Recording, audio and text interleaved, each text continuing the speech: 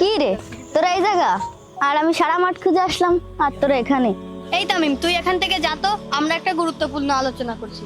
এই কি এমন গুরুত্বপূর্ণ আলোচনা যে আমাকে বলা যাবে না, বলতো? আরে ভাই তুই যা, তোর ভিতর সাহস নেই, ফাও কাসাম করিস। আরে তুই বলতো তামিম পারে না এমন কোনো কাজ আছে নাকি? কিরে রানী, ওকে কে নিবি? আচ্ছা আগে পরীক্ষা নি, তারপর পরীক্ষায় পারলি নি। আচ্ছা বল কি করতে হবে? আচ্ছা তুই কেমন পারিস, যা তো মাসুম চাচার বাগান থেকে আম পেড়ে নিয়ে আয় তো। আরে ওরে দিয়ে এগুলো হবে না, ও পারবে না। আরে কি বলিস ভাই, এগুলো তো চুরি, এসব আমি পারবো না। দেখছিস, বলছিলাম না ও পারবে না, ও একটা ভিডিও। আরে হ, ওর কোনো সাহস নেই, ভয়ে বলতেছে ও পারবে না। না আমি ভীতু না। আচ্ছা দাঁড়া আমি আসছি।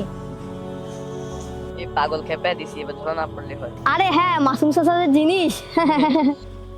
কি বলছিলাম, তামিমের কাছে এসব কোনো বিষয় না, দেখ নিয়ে আসছি।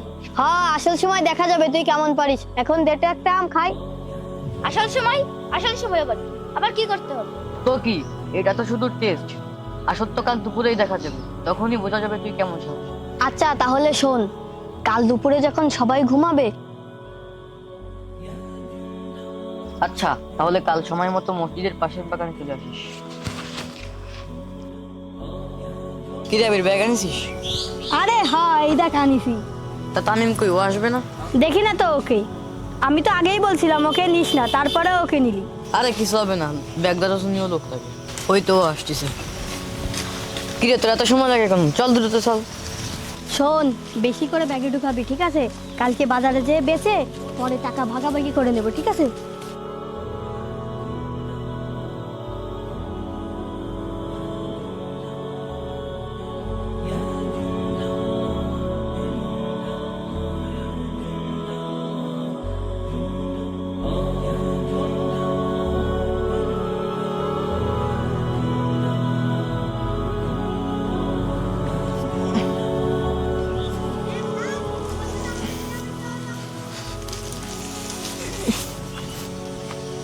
কিডা উনি কিডাও কিডা সোর কয়টা হরিদিন সুরে এনে যাবে আজকে যাই কই দাঁড়া।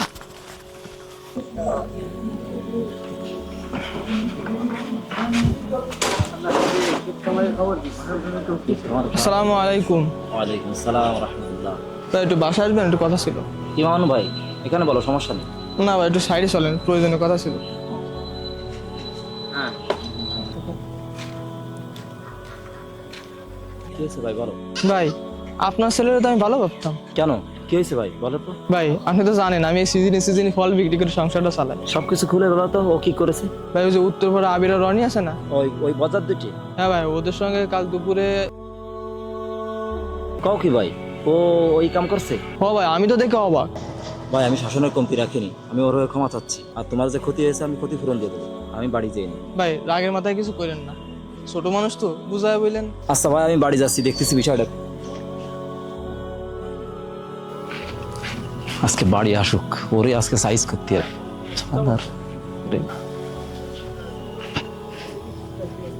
এই তুই কই গেছিলি? এদিকে আয়, আরো গায়। কই গেছিলি? ওকে সাথে চুরি করতে গেছিলি আবার? আব্বা চুরি? আমি জীবনেও না। কিরা কইছ আপনারে?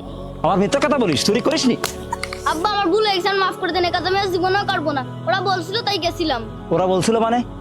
তোরা জাহান্নামে যাতে বলে জাহান্নামে যাবি? জানিস তুই চুরির সম্পর্কে শাস্তি কি আছে? রাসূলুল্লাহ সাল্লাল্লাহু আলাইহি সাল্লাম বলেছেন, আল্লাহ চোরদের উপর লানত করেছেন এবং চোরদের হাতও কেটে দিতে বলা হয়েছে। আব্বা আমার অনেক বড় ভুল হয়ে গেছে, আমি আর এই কাজ জীবনেও করবো না, আমাকে মাফ করে দেন।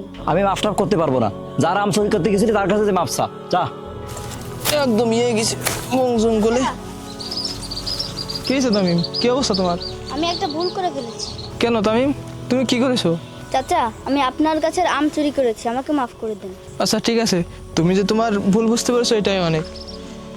তুমি যে এই যে খারাপ ছেলেদের সাথে মিশো, ওই যে ওপারে এবারে দুইটা দুষ্টু ছেলের সাথে, ওদের সাথে মিশলে তো তুমি তুমি নিজেও খারাপ হয়ে যাবা। দেখো না পাড়ার সবাই ওরে খারাপ বলে, ওই দুটোকে। তুমি যদি এদের সাথে মেশো তো তুমিও খারাপ হয়ে যাবা, সাথে তোমার আব্বুকেও খারাপ বলবে। আমি আর ওদের সাথে জীবনে মিশবো না চাচা, আমার অনেক বড় ভুল হয়ে গেছে।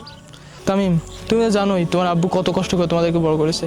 মানুষ কত ভালো জানে তোমার আব্বুকে, কত সম্মান করে। এই সম্মানটুকু নষ্ট করো না। আচ্ছা চাচা। আচ্ছা ঠিক আছে, তাহলে তুমি যাও।